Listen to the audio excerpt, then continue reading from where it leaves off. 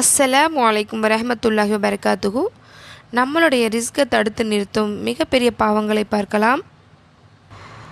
நம்ம நினைப்போம், நான் அதிகமாக உழைக்கிறேன், ஆனால் ரிஸ்க் பரக்கத்து இல்லை. பரக்கத் என்றால் அருள் வளம், அதாவது செல்வம், அதாவது பரக்கத் இல்லை. ஏன் அப்படின்னு நம்ம நினைக்கிறோம். நிறைய பேர் ரிஸ்கை முழுமையாக கட்டுப்படுத்துபவன் அல்லாஹ் ஒருவன் மட்டுமே.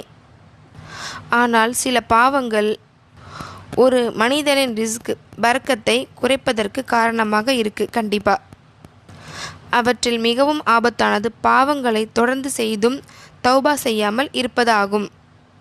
அல்லாஹ் கூறுகிறான், அன்றியும் தீங்கு வந்து உங்களை அடைவதெல்லாம் அது உங்கள் கரங்கள் சம்பாதித்த காரணத்தால் தான், எனினும் பெரும்பாலானவற்றை அவன் மன்னித்து அருள்கிறான். ஆதாரம் அல் குர்ஆன். இந்த வசனம் மனிதன் செய்யும் பாவங்கள் அவனது வாழ்க்கையில் சோதனைகள் காரணமாக இருக்கலாம் என்பதை உணர்த்துகிறது.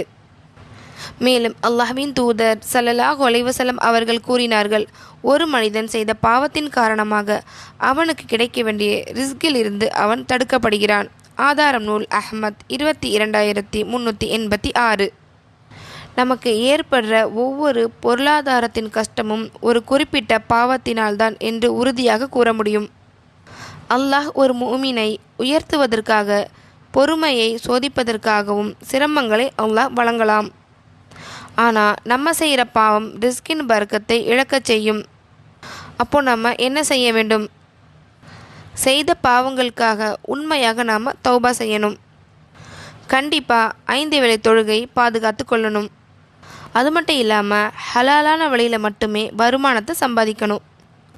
மேலும் அதிகமாக இஸ்திக்பார் சொல்லணும், அதாவது பாவ மன்னிப்பு தேடணும். அல்லாஹ் கூறுகிறான், நீங்கள் உங்கள் இறைவனிடம் பாவ மன்னிப்பை தேடி பாவங்களை விட்டு அவனிடம் திரும்புங்கள். நீங்கள் அவ்வாறு செய்தால் அவன் ஒரு குறித்த தவணை வரை உங்களுக்கு வாழ்க்கை வசதிகளை வழங்குவான். ஆதாரம் அல் குர்ஆன் அத்தியாயம் 11 வசனம் 3. அதனால் ரிஸ்கில் பரக்கத்தை நம்ம தேடுறோன்னா கண்டிப்பாக பாவத்தை விட்டு அல்லாஹ்விடத்தில் திரும்ப வேண்டும்.